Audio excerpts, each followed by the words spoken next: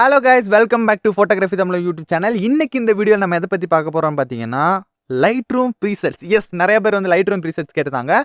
அந்த வரிசையில சூப்பரான செம்மையான ஒரு 10-15 preset அள்ளி கொண்டு வந்து போட்டுருக்கேன். ஸோ இன்னைக்கு இந்த வீடியோல நம்ம presets பத்தி பார்க்கலாம். ஸோ Lightroom preset வந்து எப்படி யூஸ் பண்றதுன்னு தெரியலனா டிஸ்கிரிப்ஷன்ல ஒரு Lightroom preset பத்தி ஃபுல் வீடியோ போட்டிருக்கேன். என்ன டைப் இருக்கு, எப்படிலாம் வந்து நம்ம ஷேர் பண்ணலாம், எப்படி வந்து டவுன்லோட் பண்ணலாம், இம்போர்ட் பண்ணலாம் அப்படின்னு அதை வந்து செக் பண்ணிக்கோங்க. Lightroom மாஸ்டர் கிளாஸ் இருக்கும், அது டிஸ்கிரிப்ஷன்ல இருக்கு, மறக்காம செக் பண்ணிக்கோங்க.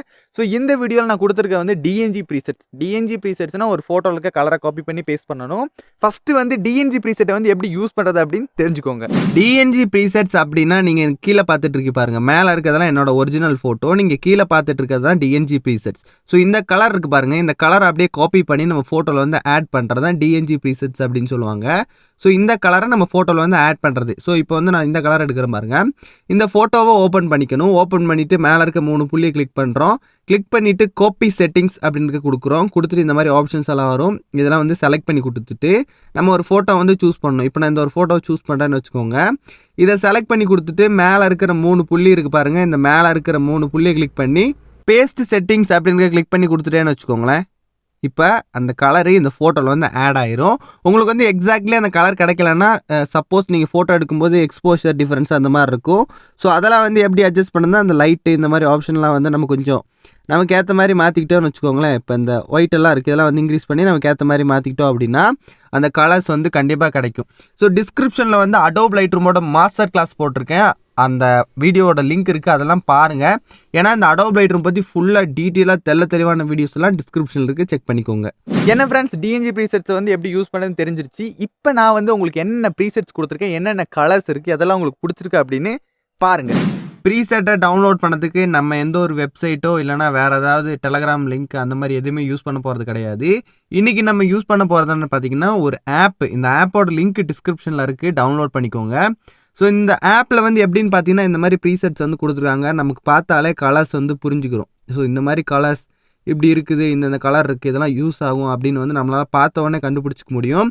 கீழே ஸ்க்ரோல் பண்ணிட்டு போனீங்கன்னா உங்களுக்கு ஏகப்பட்ட கலர்ஸ் இருக்கும். உங்களுக்கு எந்தெந்த கலர்ஸ் தேவையோ நீங்கள் வந்து டவுன்லோட் பண்ணிக்கலாம். ஸோ இந்த பக்கம் இருக்கிற 3 புள்ளியை கிளிக் பண்ணிங்கன்னா உங்களுக்கு ஹோமு, ஷேரு, ப்ரைவசி, எக்ஸிட் அப்படின்னு இருக்கும். ஸோ இதெல்லாம் வந்து தேவையே கிடையாது. இதில் வந்து நம்ம ஹோம் அப்படின்னு கொடுத்துட்டோம் அப்படின்னா என்னென்ன கலர்ஸ் இருக்கோ அது வந்து வந்துடும். ஸோ எப்படி வந்து ஒரு ப்ரீசெட்டை வந்து டவுன்லோட் பண்ணுறது, இந்த ஆப்லேருந்து எப்படி டவுன்லோட் பண்ணுறது அப்படின்னு பார்த்தீங்கன்னா, ஜஸ்ட் இப்படி ஓப்பன் பண்ணிங்கன்னு வச்சுக்கோங்க. இப்படி கலர் ப்ரீசெட் வந்து உங்களுக்கு நிறைய இப்படி ஃபோட்டோவாக இருக்கும். ஸோ இதில் வந்து உங்களுக்கு பிடிச்ச வந்து ஒரு கலர் ப்ரீசெட்டை டவுன்லோட் பண்ணுறீங்க அப்படின்னா ஜஸ்ட் இப்படி ஒரு ப்ரீசெட்டை வந்து கிளிக் பண்ணணும். இப்போ இந்த ப்ரீசெட் எடுத்துக்குவோம், இதை கிளிக் பண்ணிட்டீங்க அப்படின்னா உங்களுக்கு வந்து இந்த இடத்துல டவுன்லோட் அப்படின்ற ஒரு ஆப்ஷன் இருக்குது.